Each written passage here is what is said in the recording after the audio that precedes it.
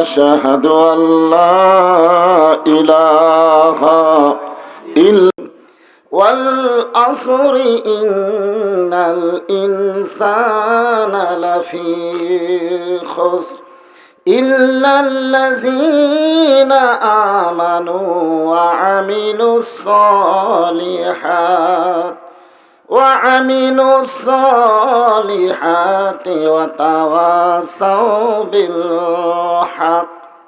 وتواصوا بالحق وتواصوا بالصبر إن الله وملائكته يصلون على النبي يا أيها الذين آمنوا صلوا عليه وسلموا تسليما اللهم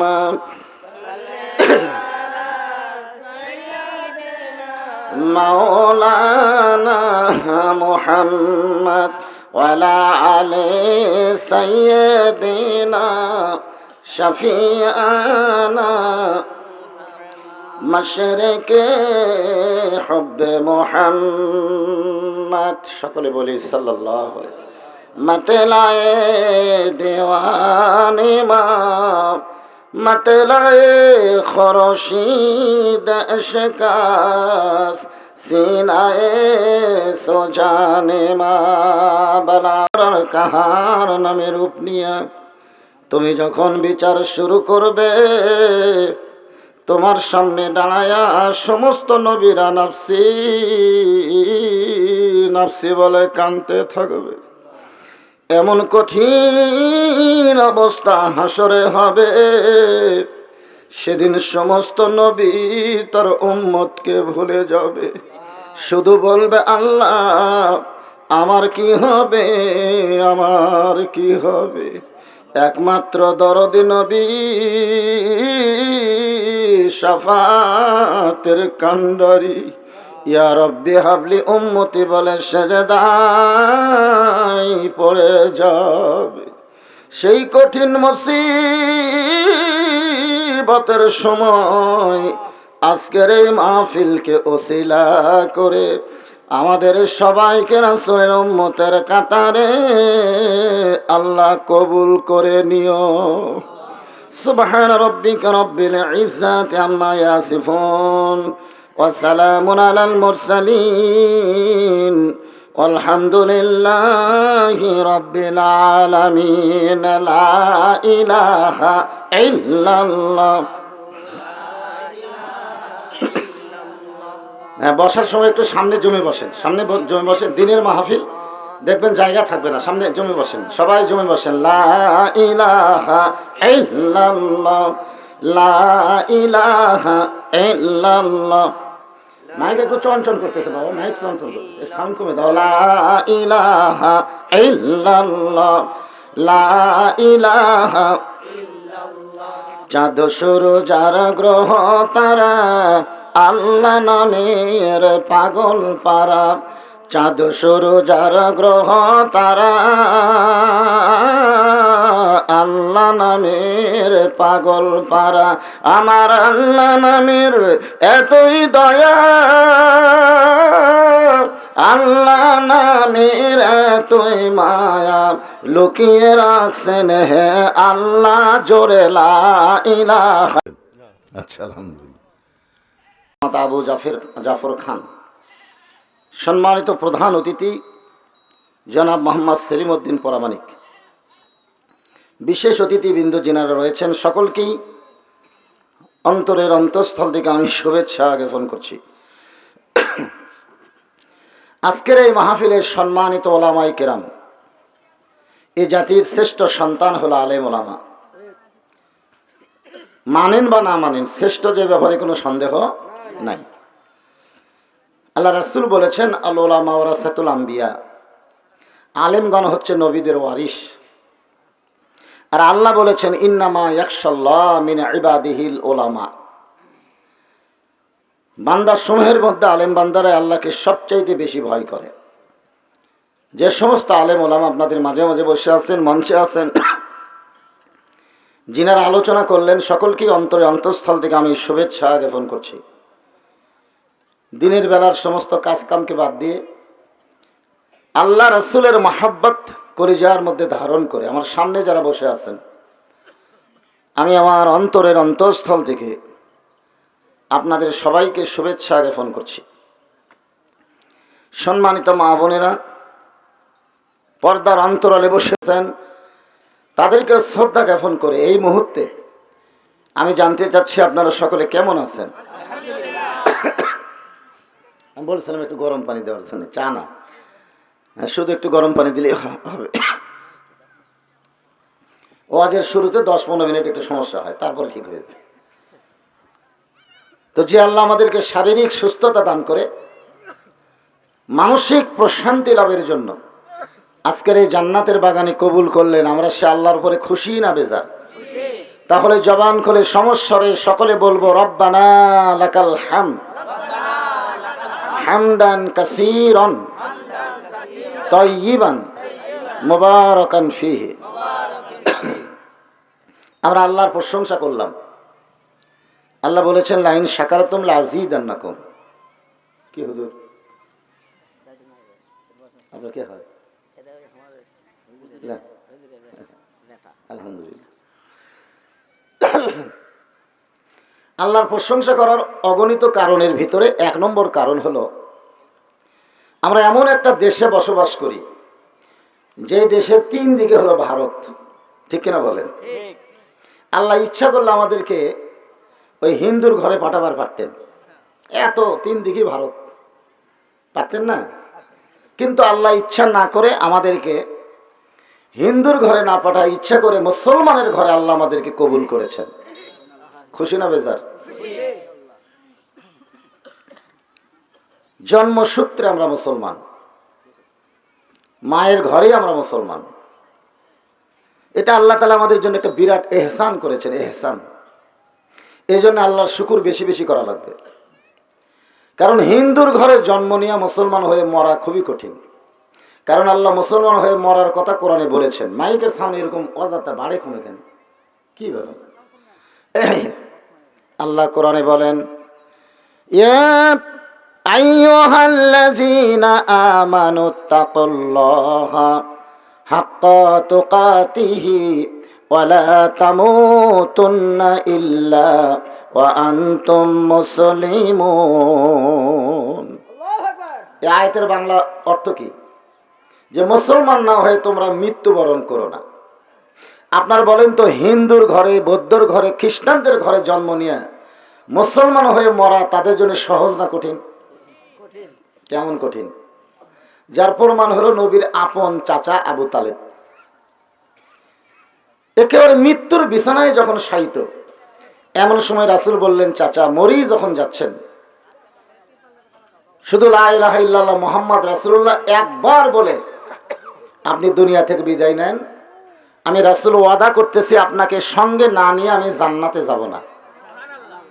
এত বড় কথা রাসূল বললেন। তারপরও চাচা উত্তরে বললেন, মরি যখন যাচ্ছি বাপদাদার ধর্ম ছাড়ব না। এখান থেকে প্রমাণ হলো যে ধর্মে জন্ম নেয় মনে করে তারটাই আসল। আপনারা বলেন তো, যে কোনো ধর্মে জন্ম নিলেই সেটা আসল ধর্ম? ধর্মের মালিককে আল্লাহ কি বলতেছেন? অমাইয়াবতাগি গায়রাল ইসলাম দীনান ফালাই ইউকবালা মিনহু। আয়াতের বাংলা অর্থ হলো ইসলাম ছাড়া অন্য কোন ধর্ম কেউ যদি গ্রহণ করে, লা ইউকবালা মিনহু, সেইটা কবুল করা হবে না। আল্লাহর কাছে একমাত্র কবুলযোগ্য ধর্মের নাম কি? সবাই বলতেছেন না। আমি তো কোরআনের আয়াত কইয়া তারপরে বাংলা বলতেছি। এখানে কি আপনাদের কোনো সন্দেহ হচ্ছে? এখন যদি বলে হিন্দুরা আমরাই শ্রেষ্ঠ, ইহুদি খ্রিস্টান যদি বলে আমরাই শ্রেষ্ঠ, ওদের মুখের কথাই তো কাজ হবে না, আল্লাহর কথাই কাজ হবে। জোরে কোন ঠিক কিনা? এই হিসাবে আমরা আল্লাহর প্রশংসা বেশি বেশি করব যে আল্লাহ আমাদেরকে দয়া করে রহম করে মুসলমানের ঘরে মুসলমান হিসাবে কবুল করেছেন। সকলেই বলি আলহামদুলিল্লাহ। আল্লাহর প্রশংসা করার আর একটা কারণ হলো, আল্লাহ শুধু মুসলমানের ঘরেই আমাদের কবুল করেনি, বিশ্বনবীর উম্মত হিসাবে আমাদের কবুল করেছেন। আপনার বলেন তো বিশ্বনবীর উম্মত হওয়ার মধ্যে কি লাভ? এই যে আমি মোনাজাতের মধ্যে বললাম না, সমস্ত নবীগণ তার উম্মতকে ভুলে গিয়ে শুধু বলবে আল্লাহ আমার কি হবে, আমার কি হবে। আর আমাদের নবী তার নিজকে ভুলে গিয়ে শুধু আমাদের কথাই বলবে যে আমার উম্মতের কি হবে। চিন্তা করে দেখেন, যেই নবী কোনোদিন প্রকাশ্যে হোক গোপনে হোক নিজের জন্য আল্লাহকে কিছুই বলেনি, যা কিছু বলেছে আমাদের জন্য। বলেন সুবহানাল্লাহ। আছেন আমার মুক্তার, আছেন আমার ব্যারিস্টার, শেষ বিচারের হাইকোর্টেতে তিনি আমায় করবেন পার, আমি পাপী রাসূল জাবিন্দার। মারাত্মক কথাই গানের মধ্যে আছে। আল্লাহ যখন হাসরের ময়দানে বিচার শুরু করবেন, ওই সময় আমরা যখন আসামি হব, আমাদের নবী উকিল হয়ে ব্যারিস্টার হয়ে আমাদেরকে সুপারিশ করে জান্নাতে পৌঁছায় দিবেন। এমন একজন নবী পাওয়াতে খুশি না বেজার? তাহলে আর একবার বলি আলহামদুলিল্লাহ। এখন আসেন যে কোরআন থেকে তাফসির শুনবেন, এই কোরআনের মধ্যে কোনো ভুল আছে? সবাই বললেন না। মানে কতগুলো কথা বলার সময় জবান বন্ধ রাখলে আল্লাহ খুবই বেজার হয়। এই সমস্ত লোক মরার কমপক্ষে ৩-৪ দিন আগে আল্লাহ জবান কাড়ে নেয়। দেখবেন অনেক মানুষ কিন্তু মরেনি, জবান নাই। সবাই বলে লোকটার সবই আছে পারে কিন্তু জবান নাই। জোরে কোন কি নাই? কেন নাই কোন তো? আল্লাহ রাসূল বলেন, কোন ব্যক্তি যদি সারা জীবন পাপ করে আর মৃত্যুর সময় কলেমা তাইয়্যিবা পড়তে পড়তে যদি মারা যায়, রাসূল বলেছেন শুধু জবানে কলেমা উচ্চারণ হওয়ার কারণে আল্লাহ তার জীবনের সব গুনাহ মাফ করে দেয়। তা আমরা কি মৃত্যুর সময় জবানে কলেমা জারি রাখতে চাই না? যদি চাই তাহলে এই সময় জবান বন্ধ না রেখে সকলকে বলা লাগবে কোরআনে কোনো সন্দেহ নেই, কোরআনে কোনো ভুল, কোরআনে কোনো ধোঁকাও নেই। এই জন্যে আমাদেরকে বহু ধোঁকা দেওয়া হয়েছে। স্বাধীনতার পর থেকে এই 54 বছর খালি ধোঁকার মধ্যে ছিলাম। যে দল ক্ষমতা পাচ্ছে খালি ধোঁকা মারছে। জোরে কোন কি মারছে? আমরা আগামীতে আর কোনো ধোঁকার মধ্যে পড়তে চাই না। আগামীতে আমাদের বাংলাদেশে সব দেখা হলো শেষ, আমরা দেখব কোরআনের বাংলাদেশ। জোরে কোন ঠিক কিনা? এটাকে আপনারা বিশ্বাস করেন? হ্যাঁ, আলহামদুলিল্লাহ। আসেন সে কোরআন থেকে ছোট্ট একটা সূরা আপনাদের সামনে আজকে আলোচনা হবে। কারণ কিছুক্ষণ পরে একটা নামাজ আমাদের সামনে চলে আসতেছে। এই নামাজের নাম হলো আসরের নামাজ। জোরে কোন কোন নামাজ? এই নামাজ হলো ফরজ 4 রাকাত। এই 4 রাকাত হিসাবে আমরা ভালো জানি, কারণ আসরের আগে যে সুন্নতের আমরা অনেকে পড়ি না, না পড়ার কারণে অনেকে জানি না। যদি বলে আসরের নামাজ কয় রাকাত, এক বাক্যে বলে 4 রাকাত। এই 4 রাকাত ফরজ নামাজ যখন আল্লাহ নবীকে দিচ্ছেন লাইলাতুল মিরাজে, আল্লাহ যখন নবীকে আসরের 4 রাকাত ফরজ নামাজ দিলেন, ওই সময় নবী বললেন, আল্লাহ এই নামাজ যদি আমার উম্মতেরা আদায় করে তাহলে আপনি কত খুশি হবেন। মানে আসরের নামাজ আদায় করলে আল্লাহ কত খুশি হবে, এ কথা আমাদের নবী যখন আল্লাহর কাছে জানতে চাইলেন, আল্লাহ তখন বললেন যে আপনার উপরে যে কোরআন শরীফ নাজিল করেছি, এই কোরআনের ভিতরে সবচাইতে বেশি যেই নবীকে নিয়ে আলোচনা হয়েছে ওই নবীর নাম হলো মুসা কালিমুল্লাহ। জোরেকার নাম কি? ওই মুসা কালিমুল্লাহকে এক সময় ফেরাউন আক্রমণ করেছিল। আক্রমণের সাইজটা ভারতের মতন ছিল। জোরেকার কার মতন? ভারত যেরকম 3 দিকে ভারত, একদিকে সাগর, ঠিক কিনা বলেন? ওই মুসা আলাইহিস সালামকেও ফেরাউন আক্রমণ করেছিল ভারতের মতোই। 3 দিকে ফেরাউনের সৈন্য আর একদিকে হলো সাগর। আজকে ভারতের মোদী সরকার হাসিনার ভালোবাসার কারণে আমাদের বাংলাদেশের উপর শত্রুতা করতেছে। জোরে কোন কথা ঠিক কিনা? আমরা সবাই জানি মোদী হলো ভগবানের জাত। জোরে কোন কার জাত? আর ভগবানের জাতের কোনো পাওয়ার নেই, কারণ ভগবানেরই পাওয়ার নেই। পাওয়ার আছে? আর সেই ভগবানের জাত হয়ে আমাদের আল্লাহর জাতকে আক্রমণ করতে চায়। আসলে মালওয়ানের বাচ্চারা জানে না যে মুসলমানের পাওয়ার কি। ওরা মনে করে আমাদের কাছে অ্যাটম আছে, হাইড্রোজেন আছে, বোমা আছে, আমাদের অনেক পাওয়ার আছে, কিন্তু মুসলমানের একটাই পাওয়ার হলো আল্লাহর তাকবীর। জোরে কোন কথা ঠিক কিনা? এক তাকবীরে গৌর গোবিন্দের রাজত্ব খতম হয়ে গেছে। এক তাকবীরে। ওরা বোঝেই না, খালি একবার তোরা আয় জয় শ্রীরাম কুটি যাবি, জয় বাংলা আউট হয়ে গেছে। জোরে কোন কথা ঠিক কিনা? বাংলাদেশ অনুবীক্ষণ যন্ত্র দিয়ে খুঁজলেও জয় বাংলা আছে। কথা কর না কেন? আছে? জয় বাংলা গেল কোথায়? জয় বাংলা জয় শ্রীরামের কোনো পাওয়ার নাই। পাওয়ার আছে লিল্লাহে তাকবীর। ফেরাউন বলে মুসা, এখন তুমি পালাবা কোন দিক দিয়ে? কারণ সামনে সাগর, তিন দিকে আমরা সৈন্য। মুসা আলাইহিস সালাম আল্লাহর দিকে তাকায় আছে। কার দিকে? আল্লাহর দিকে। নাসরুম মিনাল্লাহি ওয়া ফাতহুন কারীব ওয়াবাশশিরিল মুমিনিন। আল্লাহ বলে, মুসা তুমি আমার দিকে তাকায় আছো কেন? ফেরাউন বারবার বলতেছে সামনে সাগর, সাগরের দিকে না তাকায় আমার দিকে তাকাও কেন? মুসা বলতেছে, আল্লাহ তিন দিকে সৈন্য নিয়ে দাঁড়ায় আছে, একদিকে সাগর, তোমার দিকে না তাকায় থাকলে তো উপায় নাই। আল্লাহ বলে, সাগরের দিকে তাকায় একটা লাঠির বাড়ি মারো। এক বাড়িতে আল্লাহ 12 লাইন রাস্তা করে দিয়েছে। যখন সুবহানাল্লাহ, সবচাইতে বড় যে লাইন, ওই লাইনের মধ্যে মুসা আলাইহিস সালাম নামার পরে সাঙ্গপাঙ্গে বলতেছে যে আল্লাহ সাগরকে রাস্তা বানায় দিল, এই সাগরে রাস্তা পাওয়ার কারণে শুকরিয়া তান আমরা 4 রাকাত নামাজ পড়বো। কয় রাকাত? এই যে 4 রাকাত নামাজ আল্লাহর এতই পছন্দ হলো, আল্লাহ উম্মতে মুহাম্মাদের জন্য আসরের 4 রাকাত ফরজ হিসেবে দিয়ে দিলেন ওই মুসা আলাইহিস সালামের নামাজ। আল্লাহ বলেন, হাবিব আপনার উম্মতের আসরের 4 রাকাত নামাজ যখন জামাতের সঙ্গে আদায় করবে, আল্লাহ খুশি হয়ে মুসা নবীর সম পরিমাণ সওয়াব তাদের আমল নামায় দিয়ে দিবে। আমি যে সূরা থেকে তাফসীর করব, এই সূরাটার নাম হলো আসর। নাম কি? আসর। আসর শব্দের অর্থ হলো সময়। সময়, আসর মানে কি? সময়। বর্তমান সময় আমাদের বাংলাদেশের জন্য কেমন? মাশাআল্লাহ, এত ভালো, একজন মাথা ঝোঁকাচ্ছে। ভালো না? আসলে আমাদের বাংলাদেশে কিছু আফসোস লীগ আছে, আফসোস লীগ, গুজব লীগ, হতাশা লীগ। এরা হয়তো মাঝে মধ্যে বলবে যে সময় ভালো না, আগেই ভালো আছিল, আগে ভালো আছিল, এখন খারাপ। আপনার বলেন তো, এখন আপনার যে মাহফিল করলেন, গত বছর করবার চাচ্ছিলেন হক দিয়ে, যেরকম ঠিক কিনা? তো গত বছর পারলেন না, এবার পারতেছেন, কারণ কি? না না ভাই, এত জোরে কওয়া লাগবে না। খালি বুঝাচ্ছি জনগণের কাছে, আসর মানে সময়, বর্তমান সময় আগের চাইতে অনেক ভালো, এটা স্বীকার করা লাগবে, ঠিক কিনা বলেন? আপনারা স্বীকার না করলেও হাসিনা করতেছে। কে যেন হাসিনাকে বলছে, এই বিপদে আপনি কোন দোয়া পড়তেছেন? হাসিনা বলতেছে, পড়বার গেলে ওর নাম মুখত আসে, দোয়ার নাম হলো ইউনুস। জোরেখান নাম কি? আপনার বিপদে বললে কোন দোয়া পড়েন? দোয়া ইউনুস। বর্তমানে যিনি ক্ষমতার চেয়ারে বসে আছেন তার নাম কি? ইউনুস। ইউনুস, লা ইলাহা ইল্লা আনতা সুবহানাকা ইন্নী কুনতু মিনাজ জালিমিন। সময় অত্যন্ত গুরুত্বপূর্ণ একটা বিষয়। এই সময়কে নিয়ে আব্দুল আলিম একটা গান গাইছে অনেক আগে। আব্দুল আলিম, মিশে মায়ায় বন্দি থাইকা করলাম কত খেলা, পশ্চিমে তাকায় দেখো তোমার ডুইবা গেছে বেলা। আসরের নামাজের পরে মাগরিবের নামাজ পর্যন্ত যেমন সময় কম, সূর্যের পাওয়ার কম। সূর্য যখন অস্ত যায় তখন দেখবেন সূর্যের কোনো পাওয়ার নাই। আমাদের হায়াতের সময় শেষ পর্যায়ে যে কোনো সময় আমাদের মৃত্যু হবে। জোরে কোন ঠিক কিনা? সময়ের গুরুত্ব দেওয়া লাগে বাজান। আজকে দেখলাম মসজিদের সামনে কাতারে 2 জন সিয়ারি নামাজ পড়তেছে। এই যে একজন মুরব্বী এখানে বসে আছে সিয়ারি।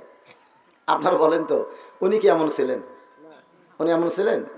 আসলে নামাজের ভিতরে বাহিরে যে ফরজ আছে 13টা, তার মধ্যে একটা ফরজ হলো দাঁড়িয়ে নামাজ পড়া। যে লোকটা হেঁটে হেঁটে মসজিদে আসলো, সেই লোকটা সিয়ারে বসে নামাজ পড়লে নামাজ হবে না, এক কথা। কারণ হেঁটে হেঁটে মসজিদে এসে তুমি বসে থাকবা। আল্লাহ কোরআনে বলেছেন, কুম, কুম মানে কি? দাঁড়াও, লিল্লাহি, আল্লাহর জন্য, কানিতিন, আনুগত্য নিয়ে দাও। তুমি আনুগত্য না নিয়ে চেয়ারে বসে আল্লাহর সঙ্গে ফাজলামি করবা, আল্লাহ কয় তোর নামাজ ডাস্টবিনে পড়বে, তোর নামাজ আমি আল্লাহর দরকার নেই। জোরে কোন কথা ঠিক কথা বলেন? হ্যাঁ, সবচাইতে বড় ক্ষতি হলো মসজিদ আপনারা কেন যান? মসজিদে যাওয়ার কারণ হলো কাতারবদ্ধ হয়ে নামাজ পড়া। জোরে কোন কথা ঠিক কিনা? আর কাতারবদ্ধ হয়ে গেলে কাতার পায়ের গোড়ালির সঙ্গে গোড়ালি মিল করে আপনাকে দাঁড়ান লাগবে। গোটা কাতার 1000 লোকের কাতার, কিন্তু একজন 4 আঙ্গুল সামনে গেছে, একজন। কাতার বাতিল, কাতার বাতিল। 1000 লোকের ভিতরে একজন লোক যদি 4 আঙ্গুল সামনে যায়, তাহলে আর কাতার বাতিল হয়ে যাবে, নামাজ হবে, কিন্তু জামাতের সওয়াব থেকে আপনার মাহরুম হয়ে যাবেন। এই জন্য দাঁড়ানোর সময় আপনার পাশে যারা দাঁড়াবে, আপনার নিয়ম হলো পায়ের গোড়ালির সঙ্গে গোড়ালি তাদের মিল করে দেওয়া। যতক্ষণ পর্যন্ত কাতার সোজা না হয়েছে ততক্ষণ পর্যন্ত আল্লাহর নবী নামাজের নিয়ত করেনি। কাতার সোজা এবং কাতারের ফাঁক বন্ধ করা, এই দুইটা হলো নবীর শর্ত। ধরে কোন সুবহানাল্লাহ। এই যে সময়ের কথা বলতে গিয়ে কথাটা আমার মনে আসলো, আসলে সময় এমন একটা পর্যায়ে চলে গেছে, এক পলকের নাই ভরসা, মিশে সকল আশা, কখন বুঝি দারুণ ঝড়ে ভাঙবে তোমার বাসা। আল্লাহ তাআলা সময়ের কসম করলেন।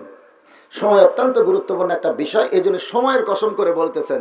এই যে আমার সামনে অনেক যুবকেরা আছে, তোমরা যৌবন বয়সে নামাজ বাদ দিয়ে বুড়া বয়সে নামাজ ধরবে, আল্লাহ ঠেকা পড়েনি।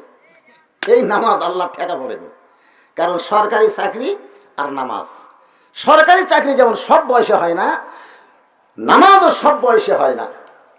নামাজের একটা বয়স আছে। 7 বছর থেকে নামাজের তালিম দেওয়া লাগবে। কয় বছর? 7 বছর থেকে নামাজের তালিম দেওয়া লাগবে। 10 বছর থেকে জোর করে মেলা পিটা হলেও তাকে নামাজ ধরাতে হবে। 10 বছর থেকে রোজা ধরার লাগবে, যাকাত ধরার লাগবে, হজ ধরার লাগবে, এই ধরনের কোনো ফতোয়া নাই, কিন্তু নামাজ ধরাতেই হবে। কারণ আপনার হজ, আপনার যাকাত, আপনার রোজা আপনাকে ভালো করতে নাও পারে, কিন্তু নামাজই পারে মানুষকে ভালো করতে। আল্লাহ কোরআনে বলেছেন, ইন্না সালাতা তানহা আনিল ফাহশাই ওয়াল মুনকার, একমাত্র নামাজই পারে মানুষকে যাবতীয় ফাহিশা এবং খারাপি থেকে বাঁচায় দিতে। জোরে কর সুবহানাল্লাহ। আপনারা বলেন তো, কোন বয়সে মানুষ খারাপ কাম বেশি করে, যৌবন বয়সে না বুড়া বয়সে? তো যৌবন বয়সে নামাজ বাদ দিছে, খারাপি টারাপি করে সারা জীবন অকাম বদকাম করছে, সারা জীবন ঘুষের চাকরি করছে, বুড়া বয়সে তওবা করতেছে, আল্লাহ আমি আর ঘুষ খাবো না। কিন্তু তো চাকরি আছে, যখন ঘুষের চাকরি আসলো তখন তওবা করেনি, যখন চাকরি গেছে এখন তওবা করতেছে, আমি আর ঘুষ খাবো না।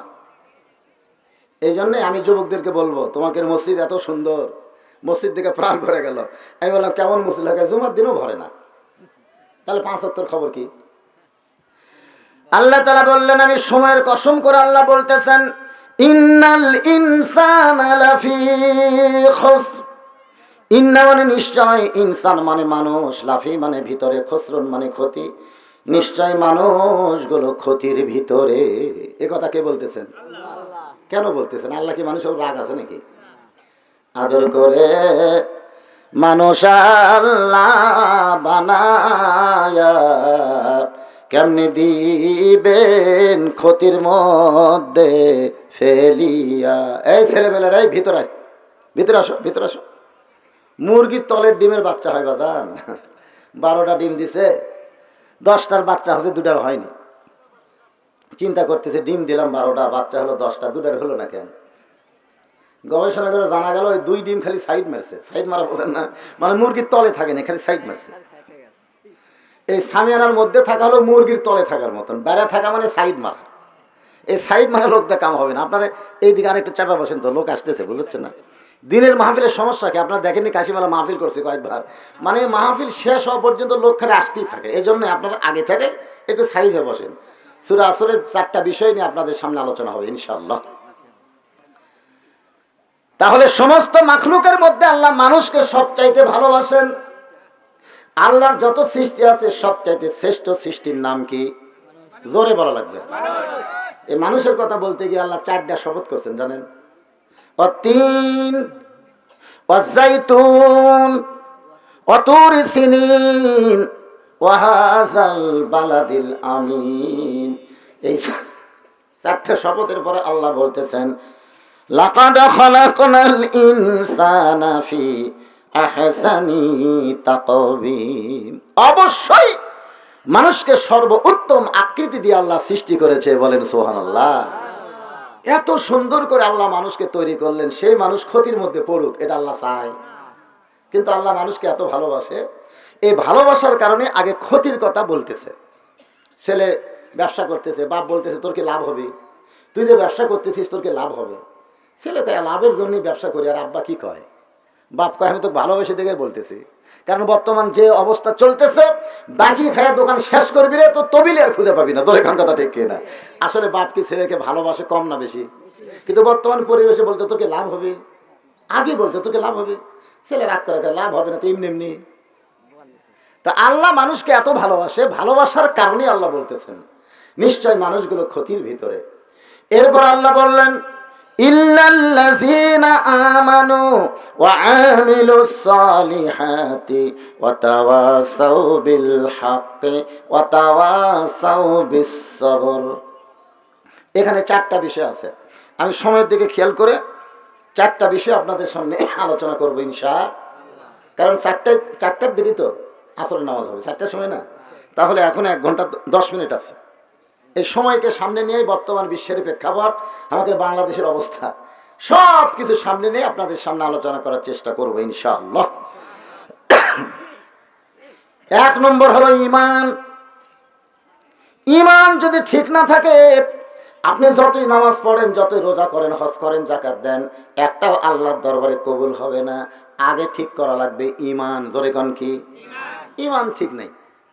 আমার দয়াল বাবার দরবারেতে কেউ ফেরে না খালি হাতে, ওহা ওহা করতেছে। আপনার বলেন তো, দয়াল বাবা হবে না দয়াল আল্লাহ হবে? আমাদের বাংলাদেশে দয়াল বাবার লোক আছে না নাই?